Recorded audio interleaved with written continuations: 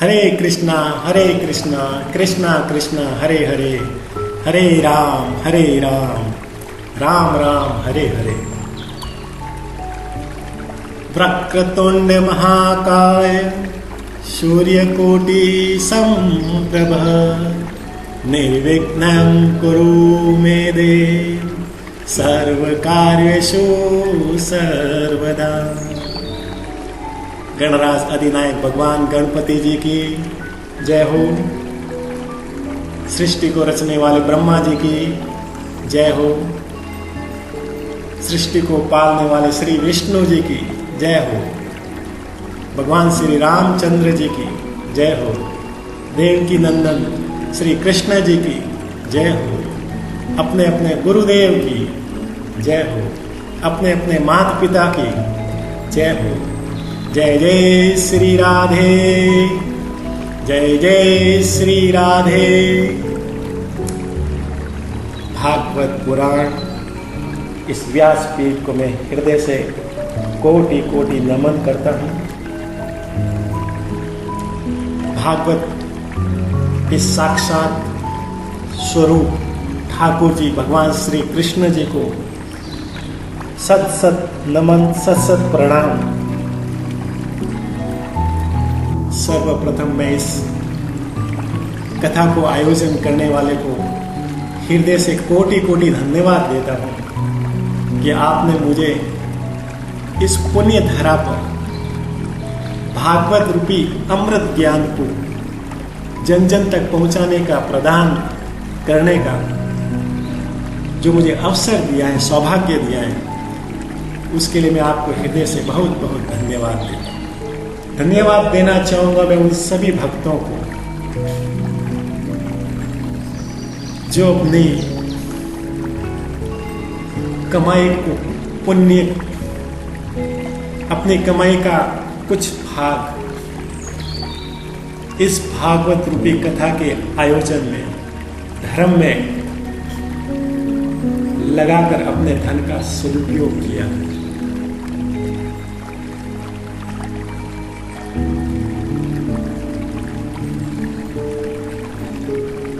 मैं इस व्यास पीठ के माध्यम से भगवान श्री कृष्ण, श्री हरि विष्णु ये प्रार्थना करता हूँ कि जिसने भी अपनी कमाई का कुछ भाग इस धर्म पुण्य में लगाया है, उसके ऊपर भगवान की कृपा विशेष बनाए रखे। बोलो राधे राधे।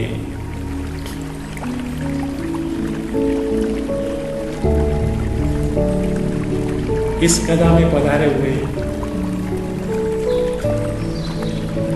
मुख्य अतिथिगण, विशिष्ट मेहमानगण, महात्मा साधु संतों को मेरा हार्दिक अभिनंदन, प्रणाम स्वीकार करूं। इस कथा को श्रवण के लिए आए भगवान के भक्तों को भी मेरा कोटि कोटि अभिनंदन।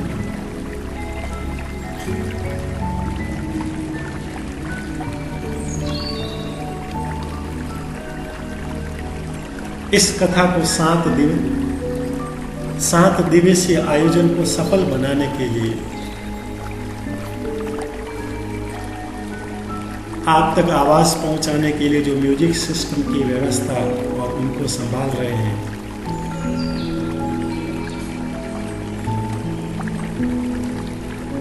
आप अच्छी तरह से विराजमान हो सके।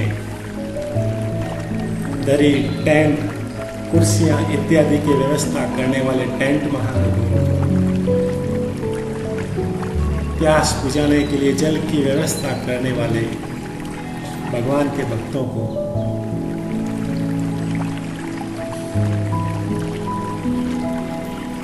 कथा के उपरांत भक्तों के लिए जो प्रसाद का वितरण,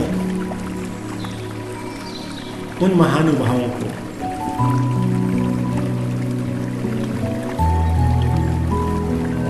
सुगंधित फूलों से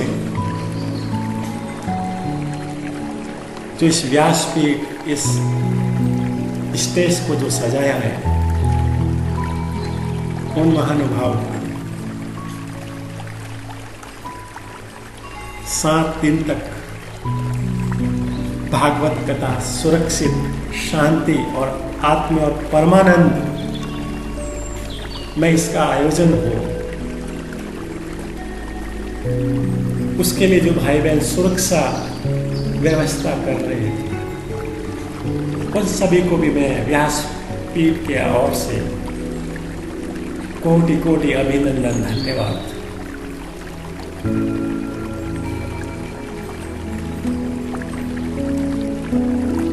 इस कलयुग के अंदर भागवत में ऐसा वर्णन है कि कमाते तो बहुत है, बैंक बैलेंस भरना, कमाकर अपनी तिजोरियों को भरना, ये तो एक मानव का स्वभाव है ही, लेकिन उस कमाई में से कुछ भाग यदि जो पुण्य में लगाता है, इस कलयुग में वही भगवान का विशेष कृपा निधान होता है, वही भगवान का सच्चा भगत और सौभाग्यशाली।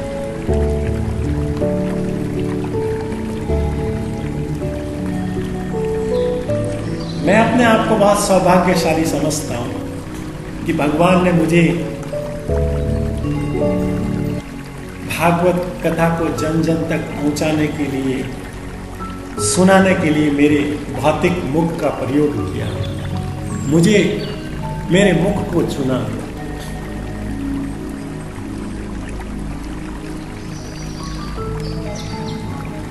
और इस गांव शहर में हजारों लोग होंगे, लेकिन यहां पर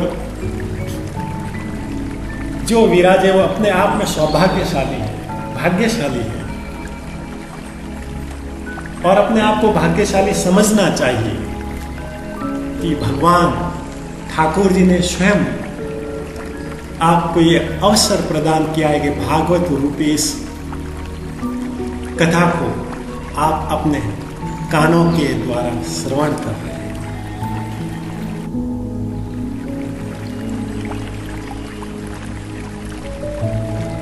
क्योंकि इस कथा में 3 घंटे के लिए 7 दिन तक नियमित आना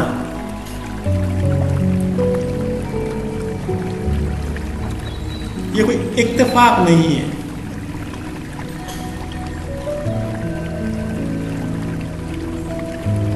भागवत पुराण में बड़ा सुंदर वर्णन किया है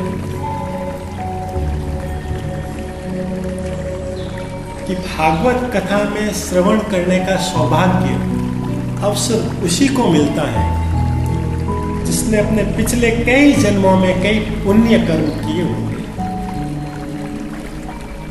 भगवान की भक्ति की होगी, साधु संतों की सेवा की होगी,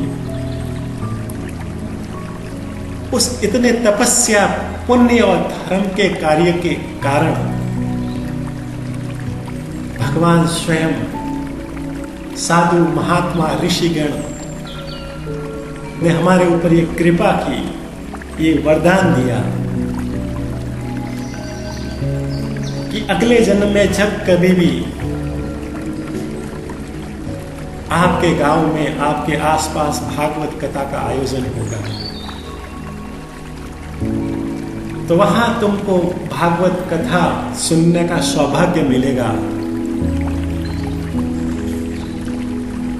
7 दिन उनको नियमित आप भागवत कथा का श्रवण करोगे, उनको ध्यान से सुनोगे,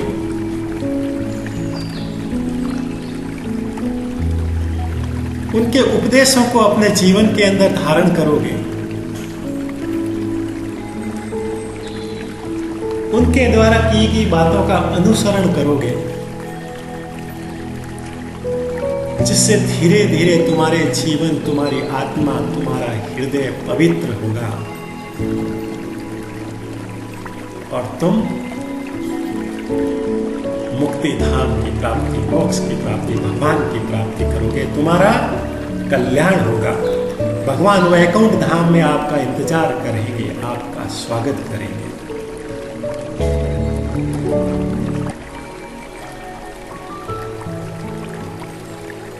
इसलिए आपका यहां आना एक कोई संयोगवश नहीं है। पिछले कई जन्मों के किए गए पुण्य, धर्म और कर्म के कारण साक्षात भगवान के उपदेशों को सुनने का अवसर मिला है। भागवत में सुंदर वर्णन है, स्पष्ट वर्णन है, और ऋषि मुनियों ने कई हजारों साल अपनी तपस्या करने के बाद में निष्कर्ष निकाला है कि भगवान का सत्संग उन्हीं को मिलता है जिनके भाग्य में लिखा होता है, और भाग्य में उन्हीं के लिखा होता है जिसने पिछले कई जन्मों में पुण्य का काम किया है।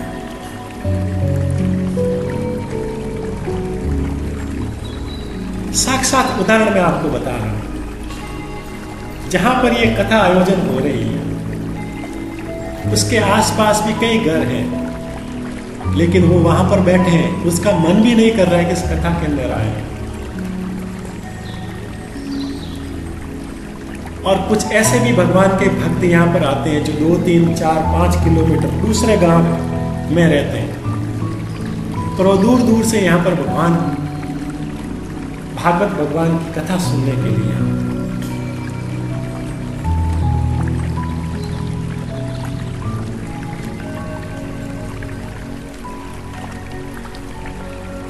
इसलिए ये मत समझना कि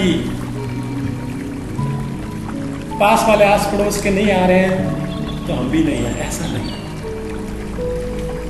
यही सोचना, यही समझना हम लोगों को, ताकि आत्मा को पूरा ये शांति मिले और संतुष्टि मिले कि शायद उनके भाग्य में भगवान का नाम लेना लिखा नहीं है।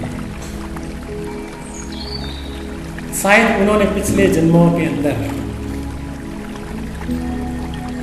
कोई पुण्य, कोई धर्म, कोई साधु महात्मा की सेवा नहीं की होगी, इसलिए भगवान की उनके ऊपर विशेष कृपा नहीं है।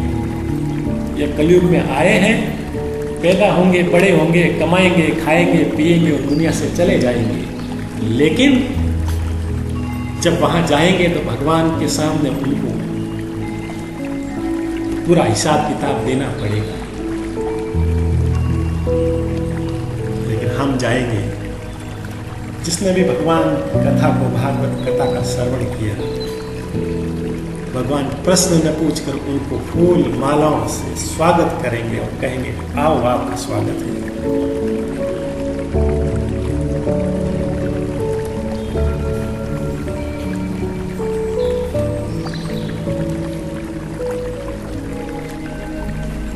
भगवान ने ये स्पष्ट कहा है कि जो भी मेरी भागवत कथा के इस आयोजन के अंदर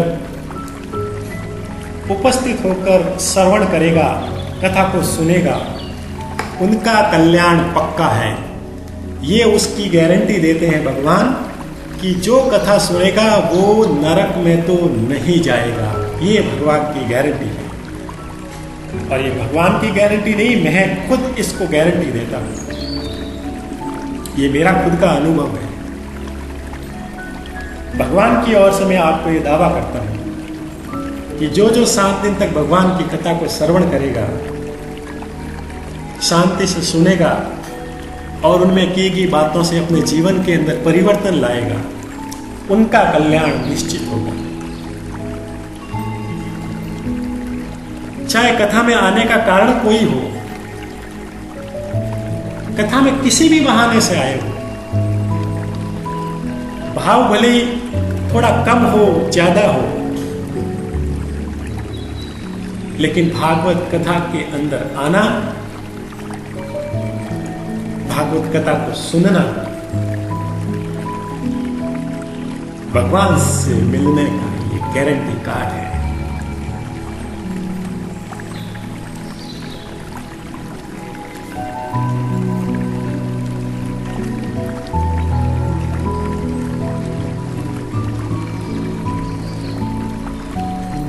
कुछ ऐसे भी लोग यहां पर आए होंगे जो देखते हैं घर पर बैठे बैठे क्या करें,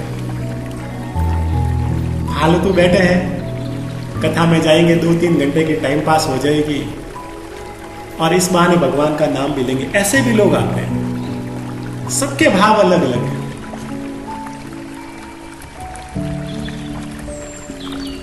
और कुछ तो ऐसे भी है यहां पर, अब कैमरे वाले को ले लो, ये इसलिए खड़ा है क्योंकि 7 दिन तक इनको काम करने का ठेका दिया है। ये इस भाव से आया कि 7 दिन यहां रहूंगा मैं, तो 7 दिन की मुझे कुछ किराया पैसा वैसा मिलेगा। भले आने का कारण वो हो, लेकिन भागवत कथा के अंदर इनका आना पिछले कई जन्मों के पुण्य कर्मों का ही ये फल है।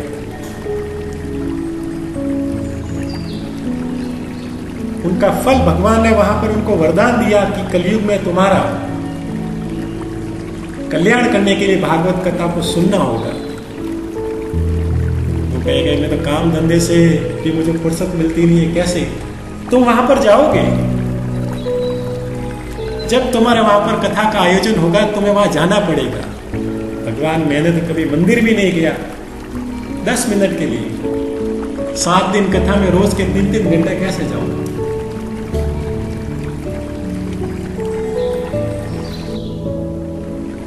भागवत कथा में बड़ा सुंदर वर्णन है।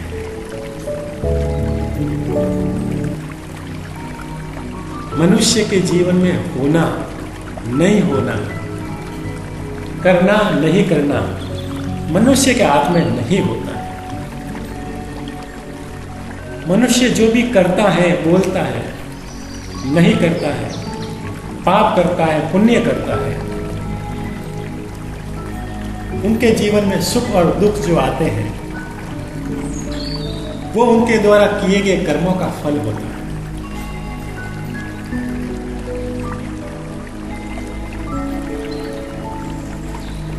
अब उनका मन नहीं, फिर भी 7 दिन तक यहां पर बाड़े के बहाने तो आए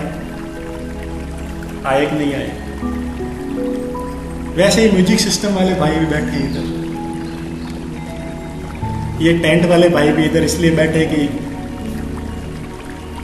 7 दिन तक हम यहाँ पर सेवा देंगे तो उसका कुछ न कुछ अपने को मजदूरी वगैरह मिलेगी। मजदूरी का एक बहाना है, लेकिन यहाँ पर आना पिछले जन्मों के किए गए पुण्य का ही फल है। इस बात को तो आप गांठ बांधो।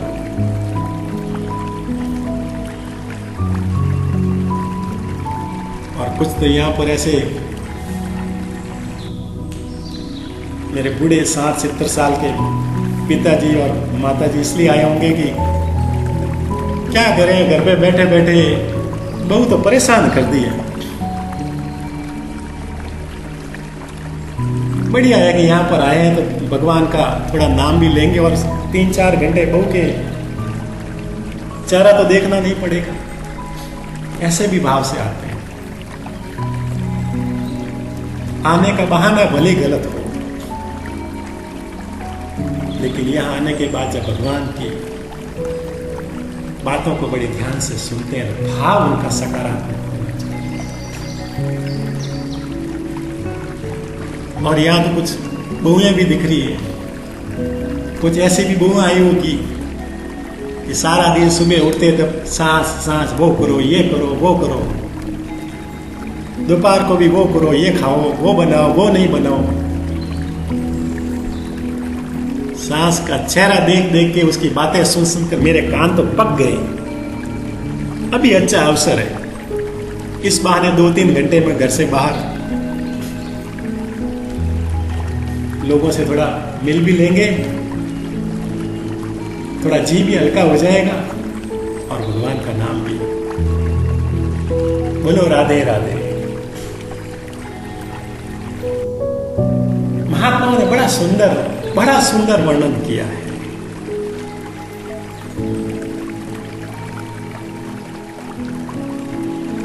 इसलिए यहां पर जितने भी श्रोतागण बैठे हैं, और मैं धन्यवाद दूंगा मैं इस कथा के यजमान को, जो कि इस कथा के आयोजन के आधार बने हैं। जिनके कारण आज इस गांव के कई लोग अपने जीवन का कल्याण कर रहे हैं इस भागवत कथा के माध्यम से। मैं उनको हृदय से बहुत बहुत धन्यवाद।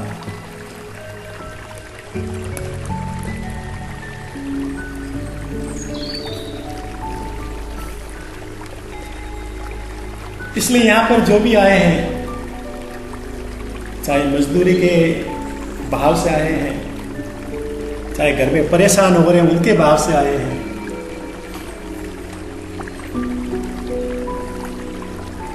कोई तो ऐसे भी यहां पर आते हैं। पिछली कथा में देखा कि बार बार एक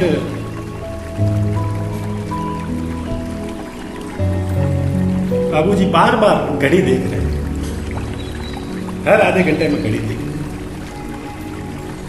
मेरी नजर बार बार पड़ रही थी उनके ऊपर। आकर बुलाया, पूछा उनको, चाचा जी क्या है, बार बार घड़ी क्यों देख रहे हो, कहीं जाना है क्या है? चाचा जी कहते हैं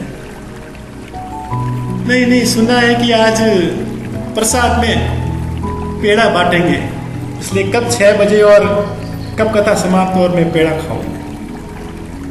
तो ऐसे भी भाव वाले आते हैं कि कथा में जाएंगे तो प्रसाद मिलेगा। बोलो राधे राधे, हरे कृष्णा कृष्णा कृष्णा हरे हरे, हरे राम राम राम हरे हरे।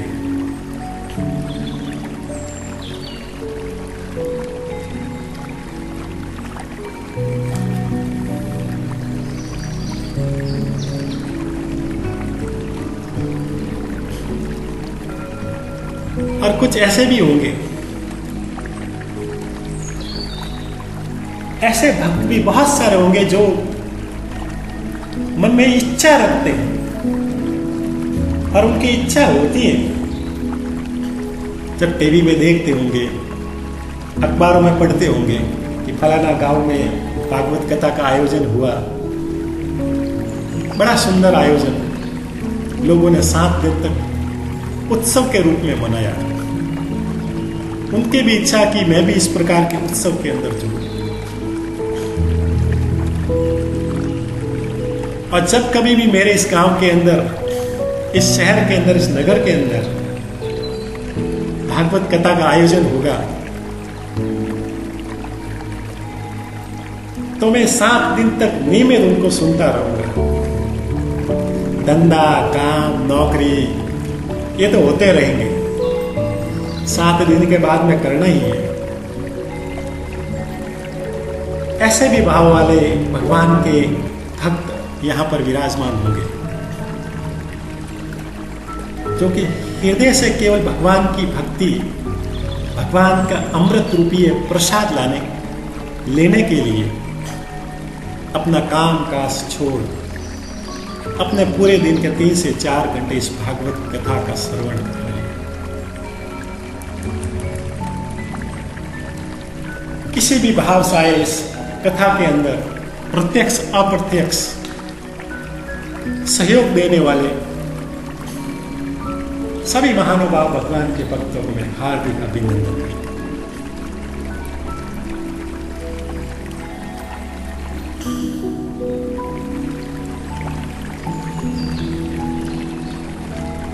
भागवत कथा में बड़ा सुंदर एक वर्णन है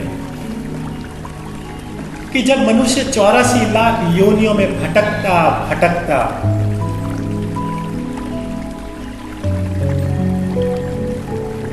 भगवान ने उनको कोई श्रापित है, कोई वरदान दिया है, किसी ने अधर्म किया, पाप किया, उसके कर्म के कारण उस पाप का फल भोगते भोगते जब भगवान कहते हैं कि तुम्हारी मुक्ति के लिए तो केवल एक ही मार्ग होगा, जब भटकते भटकते 84 लाख योनि से तुम मनुष्य योनि के अंदर जन्म लोगे, और जिस दिन तुम 7 दिन भगवान श्री कृष्ण ठाकुर जी की असीम कृपा से भागवत कथा का श्रवण करोगे, उनके द्वारा की गई बातों से अपने जीवन को पवित्र करोगे, तो फिर तुम्हें 84 लाख योनियों में दोबारा भटकने की, जन्म लेने की, एक शरीर से दूसरे शरीर जाने की जरूरत नहीं पड़ेगी। सीधा तुम्हें मुक्ति धाम भेज दिया जाएगा। यहाँ से जन्म मरण के बंधन से तुम मुक्त हो जाओगे, वैकुंठ धाम की प्राप्ति होगी। यह है भागवत कथा की विशेषता।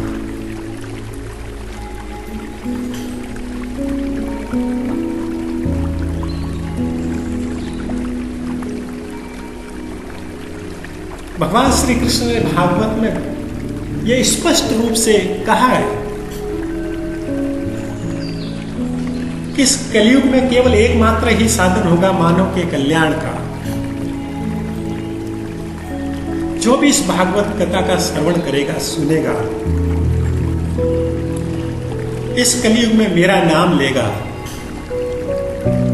चाहे पापी हो या धर्मी, अमीर हो या गरीब, चाहे वो नीच कुल में जन्म लिया है या ऊंच कुल में जन्म लिया हो,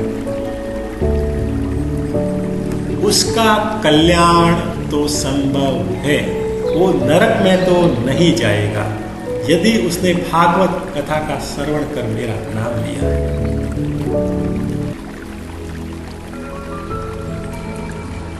भगवान जब स्वयं इस बात की गारंटी देता है,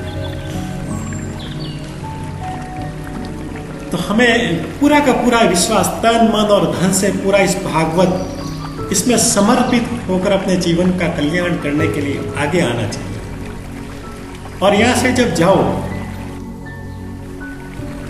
तो ऐसे भी लोग मिलेंगे जो यहां आना चाहते थे,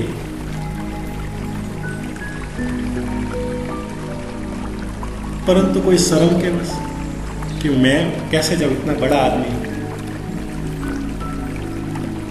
मुझे तो कोई निमंत्रण वगैरह भी नहीं दिया, मैं कैसे जाऊं। लेकिन एक बार कोई मुझे कह दे कि मेरे साथ में चला है, तो फिर मुझे दूसरे दिन किसी की जरूरत नहीं, मैं स्वयं आ जाऊं। ऐसा भी बहुत होता है, अंदर से शर्म करते हैं। और यहां पर तो कुछ ऐसे भी बैठे होंगे जो बिना मन से आए, इसलिए आए क्योंकि उनको निमंत्रण मिला है, आयोजनकर्ता ने उनको निमंत्रण दिया होगा और उन्होंने सोचा कि नहीं जाएंगे तो नाराज हो जाएंगे, विशेष मुझे निमंत्रित किया है और मेरे घर पर जब कभी भी कोई काम पड़ेगा तो वो नहीं आएंगे, इसलिए मुझे तो जाना ही। बिना मन के भी ऐसे हैं जो यहाँ पर आते हैं, लेकिन जब भागवत कथा को श्रवण करते हैं तो उनका जो भाव है वो भाव भक्ति में बदल जाता है। ये है भागवत कथा की विशेषता। हरे कृष्णा कृष्णा कृष्णा हरे हरे, हरे राम राम राम हरे हरे।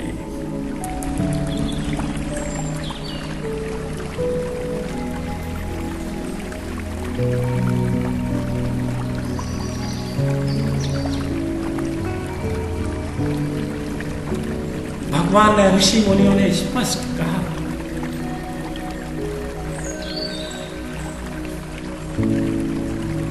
कि इस कलयुग के अंदर केवल मात्र कल्याण का साधन केवल भागवत है।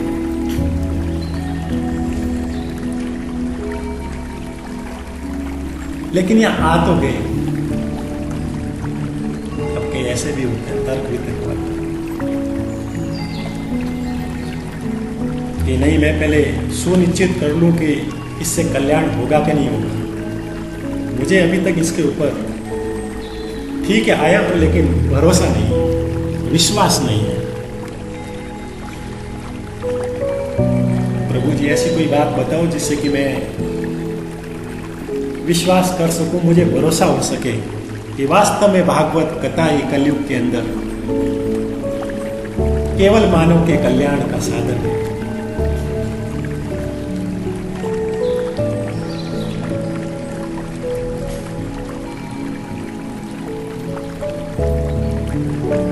इसलिए भागवत कथा का श्रवण वही कर सकता है, अपने जीवन में वही उतार सकता है।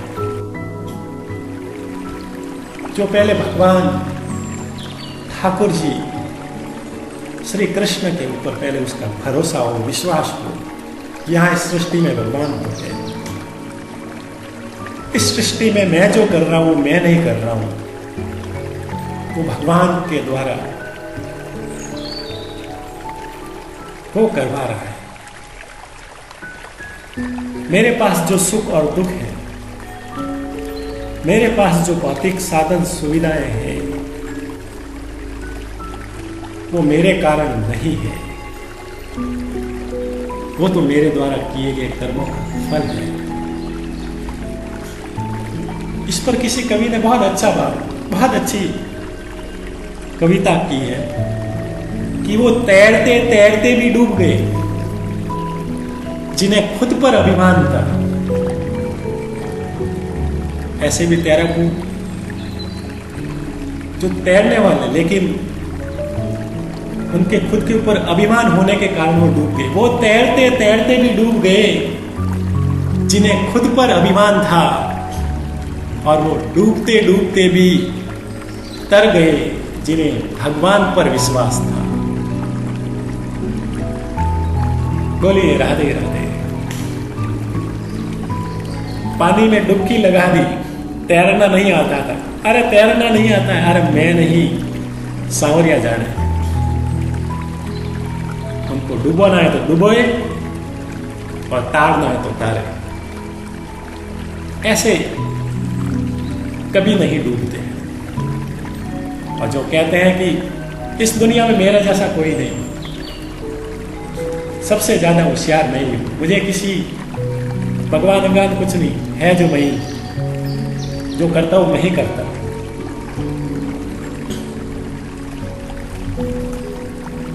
ऐसे भाव वाले जब पानी के अंदर डुबकी लगाते हैं और भंवर में इस प्रकार से फंस जाते हैं कि कितने भी वो तैराक हो, उस भंवर के अंदर हिलोरा खाते खाते डूब कर मर जाते हैं, क्योंकि उनको भगवान के ऊपर भरोसा था।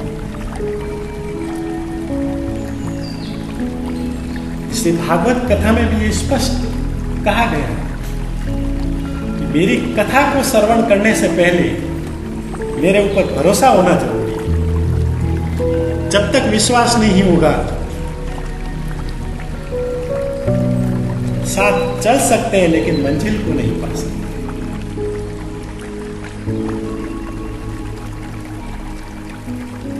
अब विश्वास कैसे होगा? विश्वास तभी होगा जब इस भागवत कथा की महिमाओं को हम सुनेंगे, उनको जानेंगे। कि मैंने तो कह दिया कि भागवत कथा से मानव का कल्याण होता है, कह दिया, कहने से थोड़ी ना होता। ऐसा कोई हुआ है कि ऐसे कोई घटना घटी है इस भागवत कथा ने कभी किसी का कल्याण किया है तो प्रभु जी कोई बताइए, फिर हम थोड़ा भरोसा करेंगे, विश्वास करेंगे। जब भागवत कथा की महिमा सुनते हैं तब विश्वास है। हमने एक प्लॉट ले लिया, प्लॉट के ऊपर मकान बनाना है। मकान के लिए भाई हमें तो मालूम नहीं कौन है, तो दोस्त ने कह दिया वो ठेकेदार अच्छा है। ठेकेदार को बुलाते हैं, भाई ठेकेदार मैं तो तुम्हें जानता नहीं, पहली बार तुमसे मिला हूं और मुझे मकान बनाना है बहुत अच्छा, लेकिन मैं तुम्हारे ऊपर भरोसा कैसे करूं कि तुम अच्छा बनाते हो नहीं बनाते हो।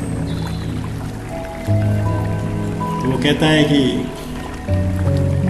आप काम मत दो, पहले मेरे काम को देखो जो मैंने पहले किया है।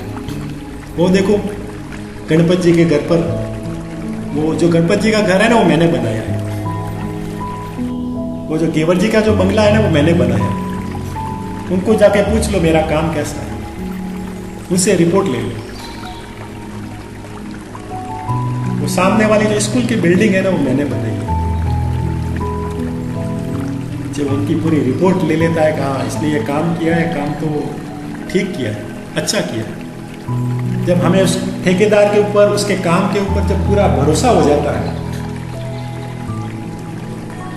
तब हम उनको पूरा विश्वास उनके ऊपर कर वो पूरा काम का काम उनको सौंप देते हैं। तुम जैसा करो वैसा ठीक है, लेकिन काम बड़े होना चाहिए। मुझे तुम्हारे ऊपर पूरा भरोसा है। मैंने 3-4 जगह से रिपोर्ट ले ली है। तुम्हारा व्यवहार भी बढ़िया है, काम भी बढ़िया है, और बाजार के हिसाब से तुम भाव लगाते हो, ज़्यादा लूटते भी नहीं।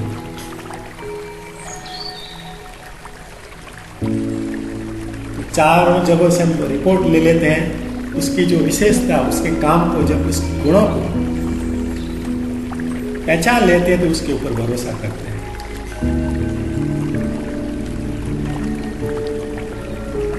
सोने का कोई आभूषण वगैरह बनाना हो तो सोना के पास जाते हैं। सोने जी, हम तो यहाँ पहली बार आए हैं, अब आप सोने में कैसा काम करते हो, कितना डालते हो, कितना नहीं डालते हो, हमें तो कोई आपके ऊपर भरोसा नहीं है। अब बनाया कि नहीं बनाया, थोड़ी मन के अंदर शंका है। सोनार कहता है, आप मेरे ऊपर सीधा ही भरोसा मत करो, मुझे सीधा काम मत दो। पहले आपके जो काका हैं, बुआ, भाई, वो सब मेरे यहाँ ही काम करवाते हैं, सोना ही गड़वाते हैं। उससे पूछ लो मेरा काम कैसा है।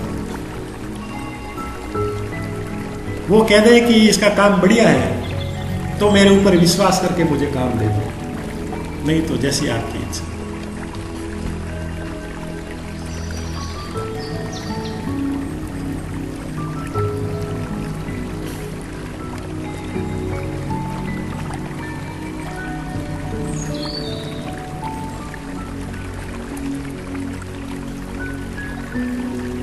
ठीक वैसी ही बात हम भागवत के अंदर की, भागवत की बातों को हम अपने जीवन में क्या उतारें, उनकी बातों का अनुसरण क्या करें। जब हमने भागवत कथा कभी इससे पहले सुनी नहीं, देखी नहीं, पहले इसके बारे में थोड़ा प्रभु जी आप बताइए कि वास्तव में ये कल्याणकारी, मुक्तिदाता, भगवान से मिलन का साधन है या नहीं।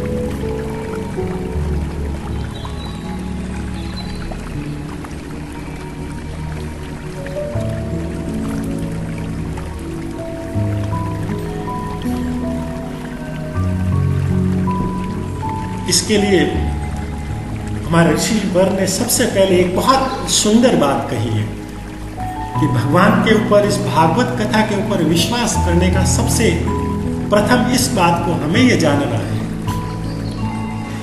और ये बात हमें हमारे मन के अंदर एक गांठ बांध लेनी है कि व्यासपीठ पर जो ये रखी गई भागवत कथा, ये भागवत कथा केवल एक किताब मात्र नहीं है, जो कि दूसरे किताबों की दुकान पर जो किताबें मिलती हैं उनके जैसी केवल मात्र किताब नहीं है। किताब के अंदर जो पन्ने और उसके अंदर जो शब्द लिखे हैं केवल उस सही शाही मात्र नहीं है, कि काली शाही से लिखे हुए शब्द केवल मात्र वो नहीं है। इस बात को भी हमारे मन के अंदर हमें ये सोचना होगा, दृढ़ निश्चय करना होगा।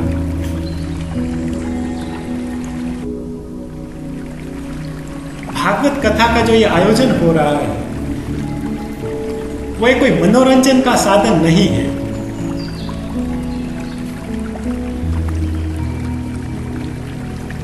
कोई ऐसे सोचते होंगे कि वहां जाएंगे तो मजे करेंगे, नाचेंगे, गाएंगे, खाएंगे, पिएंगे, इधर देखेंगे, उधर देखेंगे। ये मनोरंजन का साधन नहीं है।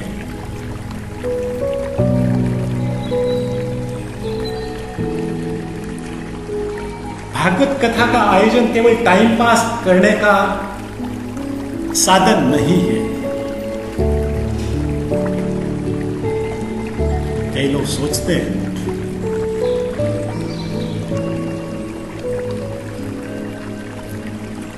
क्या करें, बैठे टाइम पास करने के लिए। नहीं, टाइम पास करने के लिए आने का आपका भाव हो सकता है यहाँ पर, लेकिन जब कथा का श्रवण प्रारंभ होता है, जब कथा प्रारंभ होती है तब आपका भाव एक भगवान की भक्ति में लीन होना चाहिए।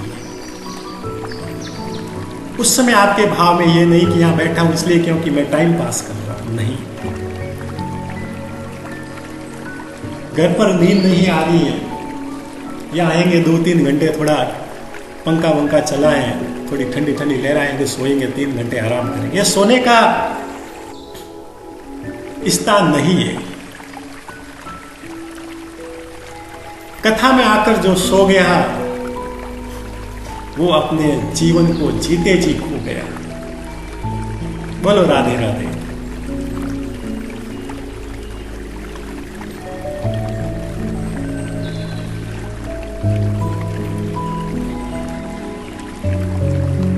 ये बात स्वयं ठाकुर जी ने कही है।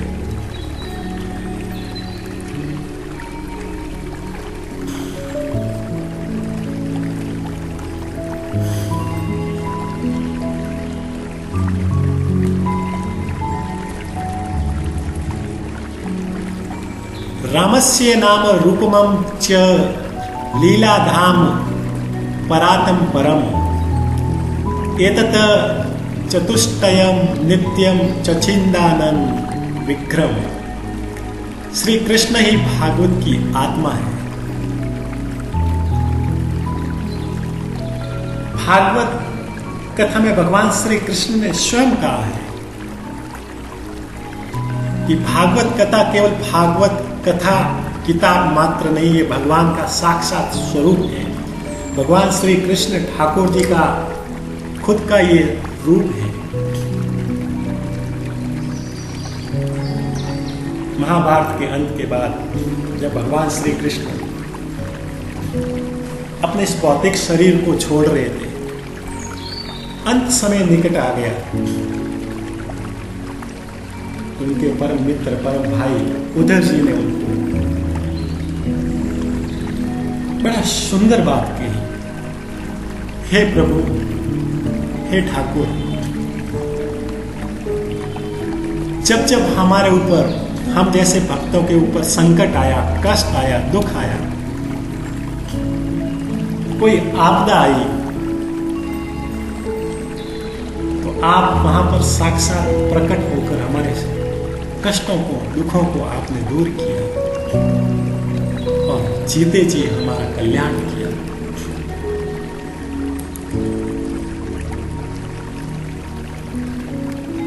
अब आप हमें छोड़कर चले जाओगे तो हम भक्तों का, इस आने वाले कलयुग में मनुष्य जाति का, जीव मात्र का, हर प्राणी का कल्याण कौन करेगा, कैसे करेगा, उनका कल्याण कैसे होगा? भगवान श्री कृष्ण बड़े मुस्कुराते हुए उद्धव जी को जवाब देते हैं, हे उद्धव, ये मृत्यु लोक है। इस मृत्यु लोक में जो जो जड़ चेतन है,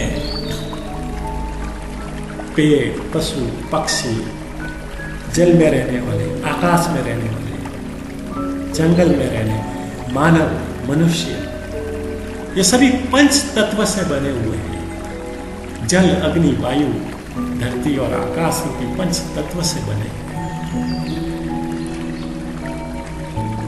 और विधि का विधान है, इस मृत्यु लोक में, इस पृथ्वी लोक में, इस धरती पर जो जो आएगा वो जाएगा। जिसका जन्म होगा उसकी मृत्यु निश्चित है। हाँ, ये बात अलग है कि कोई जल्दी जाता है और कोई देरी से, लेकिन अंत निश्चित है, ये बात पक्की है।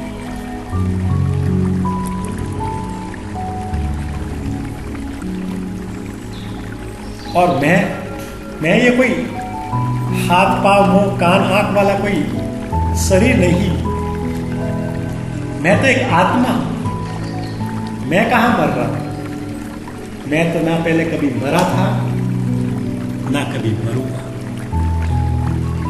पहले किसी और शरीर में था, समय पूरा हुआ, वहां से इस शरीर में आया, इस शरीर में अब समय पूरा हुआ, दूसरे शरीर में शरीर नष्ट होता है, आत्मा कभी नष्ट नहीं होती। मेरे मित्र, मेरे सखा, मेरे भाई विधो, मैं इस भौतिक शरीर रूपी कृष्ण के शरीर को छोड़कर मेरी आत्मा अब इस भागवत कथा, भागवत पुराण के अंदर मैं अपना वास करूंगी, इसमें विराजित होंगी।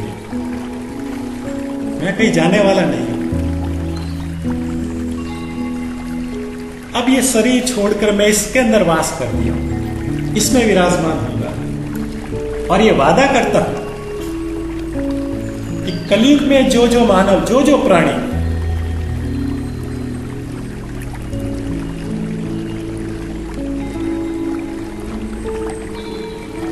मुझे सुनेगा, भागवत रूपी कथा के मेरे स्वरूप को जो सुनेगा, अपने जीवन में उतारेगा, उनका अनुसरण करेगा, अपनी आत्मा को पवित्र करेगा, मैं उनको दर्शन दूंगा, उनके जीवन के कष्ट दुख को दूर करूंगा, उनको मुक्ति प्रदान करूंगा। ये मैं गारंटी देता हूं।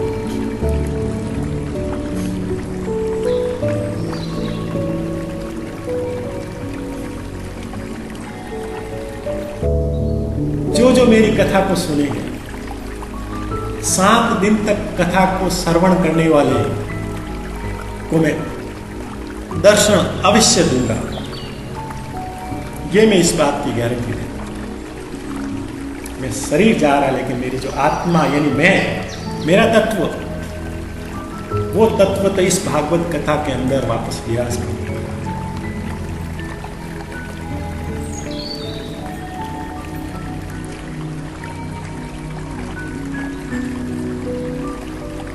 भागवत कथा के आयोजन में जो जो आएगा, जब जब जहां जहां भागवत कथा का आयोजन होगा, मैं ये दावे के साथ कहता हूं, मैं आपको वादा करता हूं